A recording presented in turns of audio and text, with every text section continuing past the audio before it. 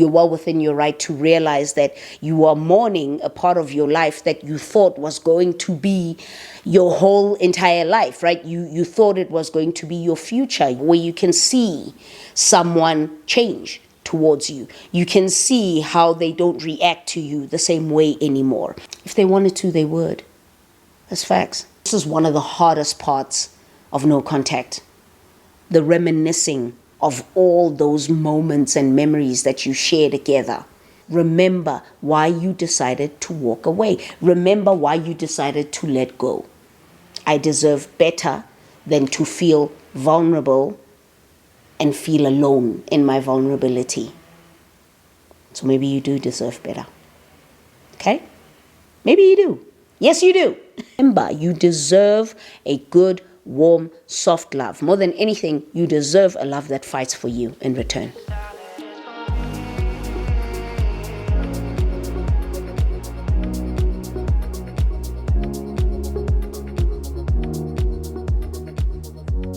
All right, so we're gonna do this video. Exciting times. Hey everybody, welcome back to the channel. Welcome back to another video. This is I Have Thoughts, and this video was inspired not only by a TikTok that I saw a couple of days ago, really, at this point, but it was also inspired by the fact that I've been asked to speak about this. And I know some of the girlies are going through a really tough time. I've read your DMs. I've seen you guys ask me to speak about this for some time. So we're going to get into it, all right? Thank you, as always, for choosing me over and over again. Welcome to the Katleho Malela. I almost said just Katleho, but it is, right? The Katleho Malela channel. And today we're going to be talking about no contact, because I seem to see a number of you guys asking me about it, and I came across a no contact video on my TikTok the other day. I hadn't even been looking for this video. I hadn't even been searching for it, nothing like that. I scrolled and I saw this woman talk about it, and she was in tears. And I went into a spiral with my best friend Mbali. We talked about it. It was around 11, 12 o'clock at night, and we were both on TikTok, and I sent it to her, and we went into a full-blown conversation, debate, heartfelt talk between the two of us about how difficult no contact is. So, to those of you who are here saying, oh, finally you're talking about it, I'm here, bro. I got you. I'm the big sister of the internet. I got you. Let's talk about it. So, no contact, what is it, right? So essentially, you've just gone through a breakup. And you are now in this space where you don't want to talk to that person anymore. Doesn't matter how the breakup happened, right? And you feel like it's best to maybe walk away. Or maybe your partner is the one who told you that, listen, I just don't want to talk for a while. Maybe it's best if we don't talk. Maybe it's best that we don't communicate with each other. You know, let's just cut our losses and go our separate ways. It's painful stuff. Painful stuff. Sometimes it's not even communicated, right? It's just that moment of silence where you guys are not speaking to each other and you're not communicating with each other. And it becomes really difficult. No contact is probably one of the hardest things that anyone can experience, especially going through a breakup. And the thing about that is, I'm not here to tell you, yeah, keep the no contact. It makes you stronger, this and this. I'm here to tell you, you're well within your right to feel how you feel. You're well within your right to feel resentment. You're well within your right to feel lost, confused. You're well within your right to realize that you are mourning a part of your life that you thought was going to be your whole entire life, right? You thought it was going to be your future. You thought that you had a life with this person, and suddenly it drops. And you realize that you and this person probably will never ever speak again. It's hard. It's difficult. That is what no contact is, right? You don't speak to them at all. And everybody around you is saying, don't speak to them. Don't say anything. They forget that for the person who is in those shoes, And for so many of us, we break the no contact from time to time. I broke it several times. With my last relationship, I broke it several times until I told myself I'm just not going to do this anymore. And there's reasons why you break it from time to time. It's okay. I'm not saying it's the best thing to do. Nope. But I am saying that it's okay for yourself, for you to give yourself some grace when it comes to breaking the no contact. And I'll tell you why. But before I do, let's watch this TikTok that actually inspired me to talk about this no contact. Are we ready? All right, let's go. Today is the first day of no contact. He moved out just before Christmas, so it's been a couple of weeks, and we are going no contact from January 1. My question is, how? How do you go no contact with somebody who, I don't want to cry,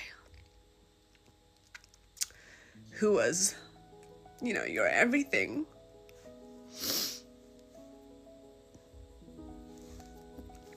I just don't get it. How do you go no contact when every bone in your body and every fiber of my being wants to reach out? Do you know what I mean? So if you have also gone zero contact and you have been successful, please give me some advice, some tips. What should I do? I'm trying to keep as busy as I can. But yeah, day 1 is almost finished, and it's been a hard day. That was really difficult to watch, and it made me break for her. And I'll explain why, and we'll get into it. But before I do that, I will jump into my conversations with Mbali after I saw that TikTok and I sent it to her. You'll see it somewhere here, right? So I said to her, freaking hurts like hell, right? And she said, bruh, you even start negotiating your standards. And I said, you don't even recognize yourself anymore without them. I hated that part, not knowing how the hell you'll do life without them, not knowing where to start. And then I said, I must do a TikTok on that for the girlies who are struggling. And she says, it literally feels like you can't breathe, right? And I think the difficulty with going no contact, sorry, I wrote some notes, right? So I want to share what essentially happens when you go no contact with someone, right? It's a difficulty because you start going through emotions of intense withdrawal. It's so painful, right? Because even though that relationship was toxic in some ways, shape, or form, you still created some kind of bond with that person, right? The loss of having that person is very triggering, and it feels like a withdrawal of sorts, right? It triggers the feelings of grief and the feelings of loneliness, because what's happened is you are thrust into the space where you do not recognize your life anymore, right? You've been with this, and I'm talking long-term relationships. I'm not talking something 5 months. I'm not saying that it doesn't hurt any less, right? I'm not saying that it hurts any less or anything like that. I'm just saying that this really truly applies to relationships that are long-term. This applies to relationships that you have been together for such a long period of time that it just feels so disheveling. It dishevels your whole entire feelings, your emotions, your understanding of the world. And you get to this point where you feel like you are grieving a version of you that you saw a future in, right? You're grieving a version of us, you and them, that you saw a future in. It feels lonely. It feels cold. There is a time when I did a vlog where I was talking right throughout the vlog. I'll link it down below. And I was talking about being in a period of isolation. In that time, I was going through a period of no contact. It was very early last year. I broke that no contact. I did. It shows that I'm also not perfect. Okay, I go through my stuff. I go through difficult times and difficult moments. However, it shows that you get to this point where you start to not even recognize what your life was before them. You don't know what it looks like. You've accustomed and settled into the space of your life with this person that you don't see it without them. It becomes, this is a relationship where you saw a future, right? You saw a version of yourself with them that looked so perfect, damn near perfect, right? It looked so calm, so relaxing, so just warm and soft. And then you get to the point where you realize that it's over now. And it almost seems like it happens overnight. In some cases, it does. In some cases, it's a slow, gradual descent into the breakup where you can see someone change towards you. You can see how they don't react to you the same way anymore. And I'm talking about how this person initially could have been perfect, just the most perfect person for you. You didn't even see any of those red flags. You didn't even see them. Maybe you did. Maybe you were like, we could work through it, right? We could work through it. And now they're in your face. And you realize that I can't keep running away from this. So you decide to make the choice to cut ties. And the pain that comes with that is intense. It's feelings of loneliness. It's feelings of grief. You're grieving the life that you didn't have, but you thought you would. It's feelings of guilt. Sometimes you feel like, maybe I shouldn't have gone no contact.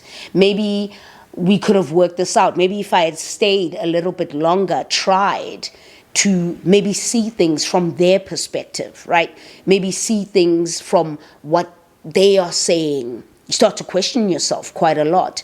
So you go through this period of emotional withdrawal that is so painful. It's like withdrawals from an addict, right? An addict who was really struggling with their 2 weeks sober from the coke or from whatever it was that they were addicted to, from the alcohol.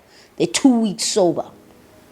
And the feelings of withdrawal that manifest into physical feelings. So you're not just literally feeling an emotional withdrawal or an emotional detachment. You're physically feeling ill.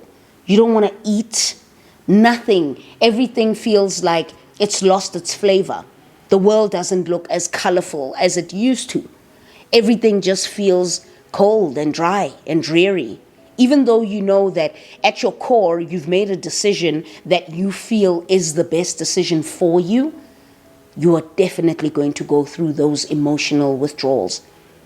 And then you get to the space where you're fighting an urge to reach out to that person. And this is where no contact gets really difficult, because you are fighting that urge. Maybe you broke up, however, you didn't block each other, you didn't do all those things. You didn't lose your mind. You didn't crash out. You didn't tell them where to get off. You didn't do this, that, or the other, right? You didn't do any of that.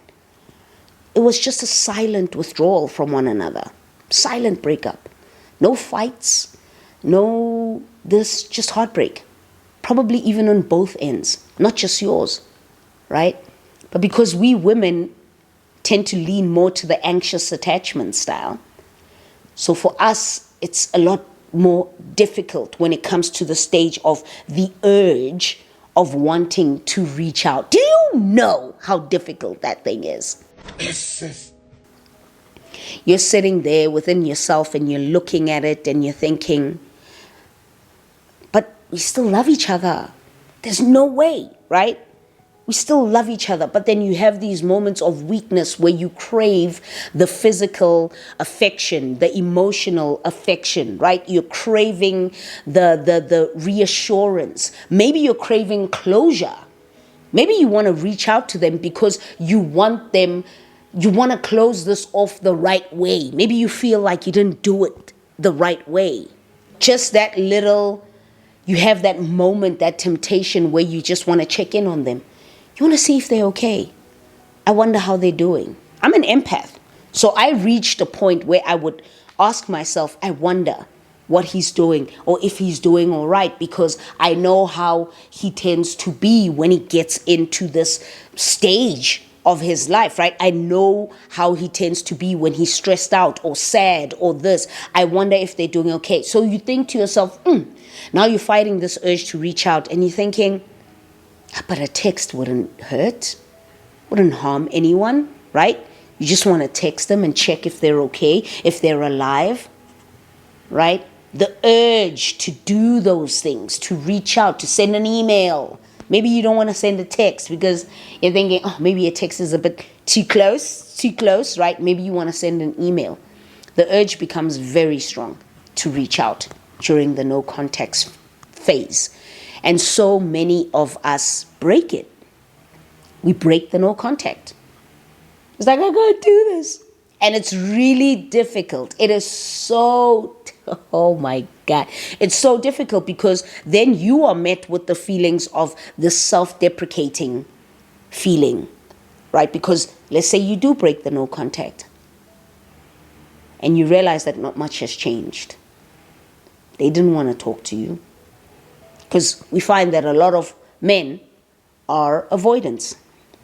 There's women who are avoidants too, but it leans a lot more to men than it does to women. And women are more likely to be anxious attachers than men. Then you reach out to them and you realize nothing's changed. You did it. They didn't want to do it. You did it. Because if they did, like if somebody wants to do something, of course they're going to reach out to you. Of course they're going to want to talk to you. They're going to break the no contact, but you broke it. You broke it. Okay? And you do that. You reach out to them. And then you realize that not much has changed. Still don't want to talk to you. They're talking at you, right? You're realizing that they're talking to you like they're answering an email. You know what I'm saying? Just short a fella about kind regards. You know what I'm saying? And then you have these feelings of self-deprecation where you're sitting and you're thinking to yourself, why? Why did I do that? Give yourself some grace. You did it because you were mourning someone who's still alive.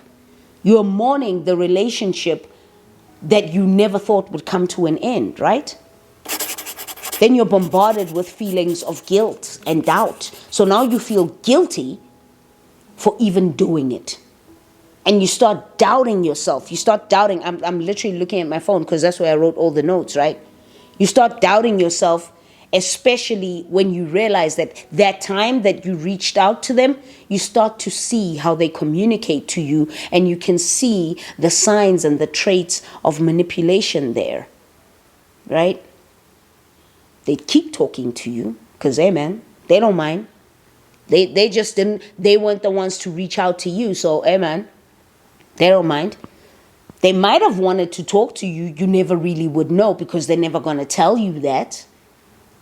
So now you start feeling that doubt that is attached to the moment that person starts to try and play victim. Now you're reaching out to them. You're reaching out to them because you just miss them. And you're hoping that maybe things would be different. And you're hoping that maybe with the amount of weeks that have passed, or a month or 2 months that has passed, maybe things might be different. Maybe they do miss you and they just don't want to, they don't know how to say it, because it's not somebody who usually says, I miss you or I love you a lot. Maybe they just don't know how to say it, but they want to say it, right? If they wanted to, they would. That's facts, right? If they wanted to, they would. Because the reality is, for someone that you love, you will fight even yourself. And the traits that you have learned within yourself and how you navigate relationships over the years and all of that, all the traits that you have learned within yourself, you will fight that because you feel like this is your person. I love this person. As hard as it's going to be for me to reach out to them, I'm going to do it anyway. Sometimes you got to be a simp for love. You know what I'm saying? Sometimes you got to be a simp for love. So if they wanted to, they would. But they didn't. And you did. And now you are left feeling wrought with feelings of guilt and doubt. Thinking, maybe I was wrong. Maybe they start to play victim. And now you're questioning yourself. You're questioning all the decisions that you've made with regards to this. And let me tell you, it doesn't mean that the relationship wasn't good when it was. Right? It just isn't good the way it was anymore. Hear what I'm saying? It just isn't. So now you're sitting there thinking, it's difficult. This is hard. And you're left feeling all those feelings. Another part of why no contact is difficult is the triggers, the memories, the nostalgia, right? You're thinking about all the things that you used to do when it was fun, right? All the activities that you used to do when it was fun, when it was good, right? How you'd travel together, how you'd cook together. You'd be standing in your kitchen and you're cooking together. You're thinking of the moments of intimacy. You're thinking about all those things that fill your heart with smiles, warmth, the butterflies, the happy times. This is why this is one of the hardest parts of no contact. The reminiscing of all those moments and memories that you share together. And you think there is no way that they are not also thinking about this. I can't be the only one. And when you're an anxious attacher, this is going to eat away at you so much, right? You're thinking about the songs you used to listen to, the places you used to go to, and how maybe if that relationship was like strong and you had certain spaces and places that you would go to together, now you're thinking you can't even set foot in those places anymore. I didn't. For a very long time. There's three particular restaurants I have not set foot in since my breakup. And it's over a year now. And I've never set foot in them because I know the nostalgia that comes with being in that space. And I can't imagine being in that space without that person. Crazy. And you don't even know. Maybe that person has been there 10 times, even after you. Never know. But it's those triggers, the places, the songs you listen to, the games you used to play, the fun times you used to have together. This is what makes no contact extremely difficult. Because you're thinking to yourself, how could they not remember this? Was it all a lie? You're filled with those questions, that doubt. Was it all a lie? Were they doing this? Was my face covered the whole time? Did I always have the rose-colored glasses on? What in the world happened here? What am I missing? What am I not seeing here? Right? Makes it hard. Makes it difficult. Then you get to a point where your whole identity changes. It shifts. Because now you've been in a relationship for 5 years with this person. You've known yourself for 5 years with them, right? You did things with them. Your life was with them, around them. Everything you did together. It almost feels like a loss of identity. When the breakup comes through, you don't even realize who you are anymore, which is what I said to Mbali, right? I said to her that you don't even recognize yourself anymore because you know yourself. The version of yourself that you've known this whole time was with them.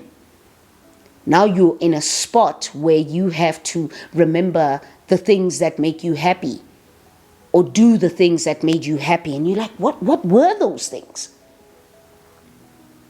Right? What were those things that made me happy? Why don't I remember them? Who was I before I met that person? What did I do? What are the things? And the reality is this hits women a lot. And I had this chat with her as well. That the reality is with men don't lose their sense of self and identity once they go into a relationship. Watch what will happen in your relationship. Your man will still, or women, people, will still do the things that he used to do even before you came around. Still go out and see his friends. If he's somebody that sees his friends every weekend, that's not going to change. It's not going to change, right? You are changing. You're kind of morphing into settling into being in this relationship. We change how we become. Okay, I didn't, but I'm just going to say it because I'm a woman. We change how we become with our friends. We don't see our friends as much anymore. Like, but friends, I gotta go see Bun, gotta go see Spaceso. You talk to your friend now every 2-3 months. I didn't do that. I ain't finna lie. I talk to my friends every day, even throughout my relationships, right? But you change and you try and acclimate yourself to the relationship. What do the men do? Some try. Some try. They try. They try to settle into this new life of theirs where now they have masabata here, They try, but they don't completely lose their sense of identity, whereas women do a lot. The relationship played such a major role to them that they lose that sense of identity of all the things that they used to do, the person that they used to be outside of them. So because of that, you tend to feel a little bit lost in the source. You tend to feel a little bit lost with yourself. You don't recognize yourself anymore. It's hard. It's hard to come to that realization. Retaliation. You're sitting there thinking to yourself, I didn't deserve this. And you find a way to retaliate, to be mean, smear campaigns, speaking ill about that person. I can't retaliate. I think I've always said to you guys that I can't, man. You just gotta kind of let it go, man, and deal with the hurt, right? But some people deal with a lot of retaliation. They go vengeful, right? They go on a revenge spree where they are like, anyone who is willing to listen, I'm going to tell them crap about that person because that person hurt you, because they broke up with you, right? Manipulating the situation so that it seems like you were the problem or they were the problem. Sometimes they leave you, and when they're talking to their family and their friends about you, they're like, she was fucking crazy. She was crazy. They forget at some point you were the love of their life. But now that it's over, they come with this manipulation, smear campaigns against you. Nah, she was crazy, man. She was so disrespectful. And maybe at that time you were in the throngs of the breakup, in the gradual descent into the breakup, right? You reacted. You started to react to their form of hurt or disrespect or not acknowledging you or not seeing you. So you reacted. You became angry. That's what also will happen. It'll change the fiber of your being. The no contact will change you. If there's one thing that it made me see, is the fact that it changed me completely. I ended up saying things I typically wouldn't say because of anger, because I didn't feel heard. because I felt like everything I would say in my moments of vulnerability would be used against me one day. And they were used against me, right? So you get to this point where you don't even recognize yourself anymore. That's how difficult no contact is. You don't even know how or who you are. You don't recognize yourself. There's feelings of guilt, resentment, retaliation, the urge to reach out, even though it's difficult, the triggers, the nostalgia, like you're sitting there thinking, what in the world is going on? The shift in your identity. You don't even know who you are anymore. It's tough. But there's ways in which you can cope. And there are ways in which you can cope. And this is why I feel it's important for us to listen to Mel Robbins. Okay, so here we go. You're going to hate this, but here it is. No contact for 30 days. None. You cannot watch videos. You cannot listen to voice memos because their voice is so supercharged in terms of its coding in your body and your nervous system and your brain that the second you hear their voice, it will activate all the old patterns in your nervous system, and it forces you to take a huge step back in the processing and unlearning of life with this person. The closure you think is just going to somehow reset your nervous system and you're going to be fine, and it doesn't actually happen because that work is internal. It's deep. It's deep. And one of the ways in which you can cope with going no contact, remind yourself why you left. Keep that in the foreground of your mind. Remind yourself why you left. There was a reason why you left, or a reason why they left, or a reason why you decided to let it go finally. Remind yourself of that. You just weren't feeling seen or heard anymore. It became physically abusive. You just didn't feel the love anymore. They cheated on you. They changed towards you. Do you know how painful it is to see someone change right in front of your eyes? And at that point, you didn't see it.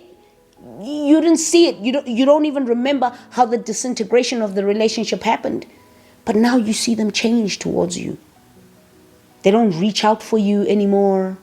They're not as soft with you anymore. And you start to see the little things, right? The little things that they used to do that spoke to you and spoke to your relationship. So those things were not happening anymore. And the relationship was descending into a space where you felt alone, where that person was cold towards you. And then you decided, all right, that's enough. I tried. Broke the contact, broke the no contact many a time, but I've tried. And there's only so much I can do. Remember why you left, right? Replace old habits with new ones. You remember those things that I was telling you about? Nostalgia. It's a real thing, right? So those old habits that you had, those old little things that you would do with that person that reminded you of them, those old little things that are magical to the both of you, A, B, C, Z, replace them with new ones. Go to new spots. Check out new places. Do new things. Watch new shows. Listen to different types of music. Don't listen to the music that triggers you to remembering them. The songs that you used to love with them together. The songs that used to remind them of you. Don't listen to them. Don't go to the places where you used to go together. It's the only way that you can manage to cope until enough time has passed where it's okay to listen to that song and be like, oh, yeah, anyway. And keep it moving. Because you can't always be the one who wants to fix, who wants to work things out, no. It takes two people for that to happen. And in moments where you fought for them, they didn't fight for you. So you need to remember why you decided to walk away. Remember why you decided to let go. You fought for it for as long as you could. But were they fighting for you? No. Then remember that. Remember that. Because a person who prioritizes you will show you by fighting for you and fighting for the relationship. When they're tired of it, or when they've moved on to something else and you don't even know about it, then they have. Remember why you let go, right? Replace your old habits with new ones. Do new things. Be around different people. Don't be around people who know them. Don't. Just for a brief period of time, don't communicate or be around people who know them. Because you're going to find yourself wondering, so, how's so-and-so? Don't do it. Don't do it. Don't do it. Don't do it. Lean on a very strong support system. You need your friends. You need your family. When you find yourself bored in the house because you ain't got nothing to do, because most of the time you guys would be doing things together and now you don't even recognize yourself anymore and now you don't even whatever, lean on your friends and your family and the people who show up for you. I cannot tell you how many times, how many conversations, countless conversations, where my friends would listen to me say the same thing over and over again, over and over again. But they never got tired of me because I do the same for them. Bruh, of course I do. But every time they listen to it like it's the first time they hear it. And they are comforting. And they come see you in moments where you're breaking down. Like, I don't know I'm going to do this. They're there. Lean on a strong support system. My sister was a very strong support system during my breakup. My sister and I, sometimes we had loggerheads. But when it comes to relationships, she drops everything. She's like, girl, let's go drink, girl. And then while we're there having a drink, we're looking at each other in the eyes. And she's like, It's crazy as hell, but yeah, can't deserve you. No. You need a strong support system. And if there's one thing that I can say about my family and my friend group and all of that, they're very strong. They're very strong. So, comes in handy. Don't isolate yourself for too long. Don't feel alone or be alone for too long. At some point, you're gonna need to go outside and touch some grass, okay? It's true, though. It's true. Let's listen to this. Let's finish it off with this. If you're seeing this right now, you are in the middle of no contact. I know it. I know you are. You're in the middle of no contact and it sucks. And you're worried and you're anxious and you're ruminating about it. And you're thinking, what are they thinking? What if they detach? What if the space makes them move on? What if you're stuck in a spiral? You're ruminating constantly. You're thinking about it constantly. You're like, I gotta let them, I gotta let go, I have to heal, I have to detach. Yeah. Yes. Because if being just no contact with them makes you this anxious, just no contact with them makes you this anxious. Sit with me for a second. How anxious are you gonna feel when you're with them? You're not gonna feel better. Getting that reassurance from them, that won't come the way that you need it to, because they don't understand, because you're in this situation right now. Getting that from them is still not gonna soothe it. Why? Because you both have to heal. You need to detach and heal. They probably are, if they are already no contact. I'm not on their For You page. I'm on your For You page. What's that? I'm on your For You page. Huh? Because you're the one thinking about it and you're the one ruminating about it. I want you to promise me right now, you're not going to break no contact. You got this. You can do it. You can do it. You can detach and heal. You can do it. It's okay. It'll be okay. It'll be okay. Remember, going no contact is also a form of self-respect. You respect yourself to realize and to know that if somebody's not going to prioritize you, you'll prioritize yourself by stepping away and stepping away from the situation and that person. It's a form of self-respect to say that you realize what is happening and you see it, and that's not okay. And so because of that, if that's not going to change, you can walk away. And it's okay. Whether there will be a future one day for you and that person, who knows? Life happens. Maybe they won't, and that's okay.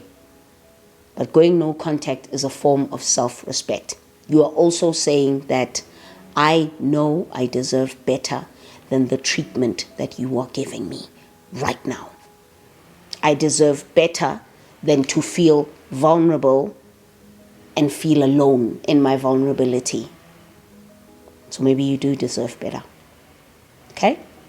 Maybe you do. Yes, you do. I hope you guys enjoyed this video. This is I Have Thoughts, and I hope you enjoyed it. That is no contact. It's difficult, and if you are going through it, keep at it. You're gonna be okay. You're gonna be okay. You're gonna be all right. I'll go. If you guys enjoyed this video, please like, subscribe, and if there is somebody that you feel needs to see this video, send it to them. They need to see this and to know that we've all been there and it's okay. It will be okay. Pinky promise. It will be okay. Until the next video, I'll see you very, very soon. Remember, you deserve a good, warm, soft love. More than anything, you deserve a love that fights for you in return. Until the next one, I'll see you very soon. Sayonara.